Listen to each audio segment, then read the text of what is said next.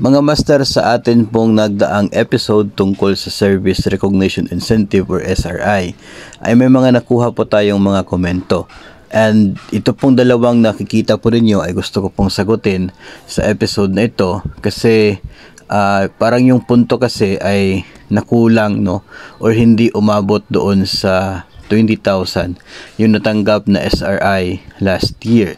So itong isa pong komento ay sana po kompleto na yung sa PNP. Last po kasi 7K lang binigay.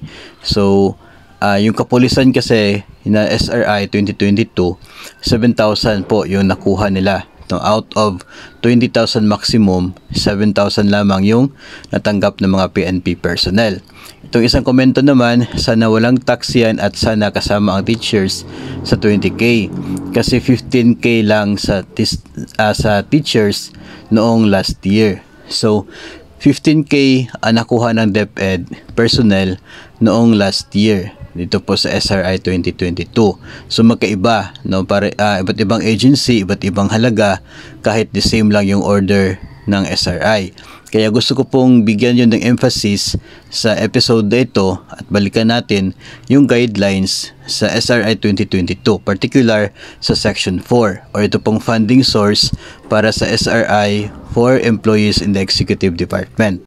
Ito kasi yung particular provision sa Administrative Order Number 1 Series of 2022, yung order for the release of SRI, na siya pong sasagot doon sa tanong kung bakit 7,000 lang yung nakuha ng mga kapulisan, kung bakit 15,000 lang yung nakuha ng mga DepEd personnel kahit 20,000 naman, no, yung nasa order ng Pangulo. Pero hindi naman po sinasabi ng Pangulong Marcos doon sa kanyang administrative order na dapat 20,000 talaga, no. Ang sinasabi po doon ay not exceeding 20,000. So ibig sabihin, pwede po na below 20,000. So ito po yung sinasabi ng funding source. Ang funding, ito pong itong atin pong SRI na 2022, nanggagaling po siya sa available released personnel services allotments of the respective agencies under the 2022 GAA. So kung magkano po yung budget ng isa pong agency, doon po kukunin. Kung magkano yung natira na available na pondo ng agency base sa kanyang 2022 budget, yun lamang po yung pwedeng gamitin for the release of the SRI. No, kung kulang po dito po sa letter B, kung kulang yung available PS allotments para sa maabot yung 20,000 na maximum, no, kung kulang ay pwedeng gamitin yung savings naman available pa rin mula naman po sa MOOE. Yung PS allotments kasi mga master, yun po yung pondo na intended for salaries and benefits, no, para po yun sa pangsweldo at benefits ng mga empleyado. Yung MOOE, of course, para po yun sa maintenance and other operating expenses. So kung kulang yung natirang pondo galing doon sa intended for benefits, pwedeng gamitin yung natirang pondo galing sa MOOE. So kung mayroong natira, yun po ay mula sa MOOE, yun po ang idadagdag doon sa natirang pondo para sa benefits, at yung total na available, yun po yung ibibigay na SRI, no? Total na available savings ng agency, yun ang pwedeng ibigay SRI sa kanyang mga empleyado not exceeding 20,000 pesos. Ngayon, kung kulang pa rin talaga, no, hindi pa rin sapat para sa 20,000 pesos each yung lahat ng available pondo sa PS at sa MOOE, dito po sa letter D ng Section 4 pa rin, should the identified funding source prove insufficient to cover the full amount of the SRI, a lower but uniform amount shall be paid to all qualified employees of the NGA or GOCC. At ito na po yung nangyari sa PNP at maging sa DepEd. Lower but uniform amount. Yun po yung sinasabi ng funding source Section 4 ng Administrative Order Number 1 Series of 2022. So yung PNP, yung available na savings nila sa PS at MOOE, hindi siya sapat to give the PNP personnel 20,000 SRI. Pero yung naabot niya lamang is 7,000. Kasi nga, sabi dito, kung talagang kulang yung available savings na yon, lower but uniform amount ang ibigay. So, yung naipon nilang pera from their savings last year ay sapat lang to give 7,000 pesos para sa bawat isang kapulisan. Samantala sa DepEd naman, kahit medyo madami tayo, ay medyo malaki-laki rin ang naipon na savings ng DepEd last year. So, kahit medyo malaki siya, hindi pa rin siya umabot sa maximum 20,000, kaya doon pa rin tayo na fall sa lower but uniform amount. At yun ang 15,000 pesos. So, walang problema naman po doon, no? Kung bakit ganun lamang yung nakuha po natin. Walang question. Wala pong nawalang pera. Wala pong nabulsa.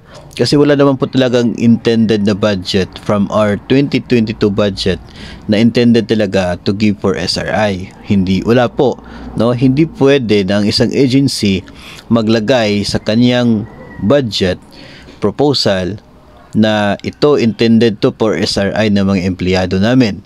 Bakit? Kasi wala tayong outstanding or existing order o batas na nagsasabi na every year magkakaroon ng SRI at to be budgeted. Wala po.